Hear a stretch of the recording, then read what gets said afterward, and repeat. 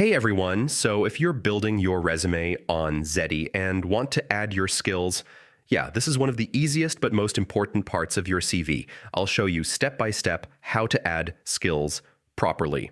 First, log into Zety and open your resume inside the editor. This is where you'll add and manage your skills. Now scroll down until you find the skills section.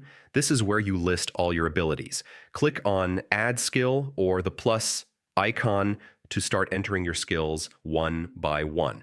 Now type your skills like communication, teamwork, problem solving, or any technical skills related to your job. Zety also suggests skills based on your job title. You can click to add them quickly or edit them to match your experience. Try to keep your most important skills at the top. This helps recruiters see your strongest abilities first. Finally, review your skills section.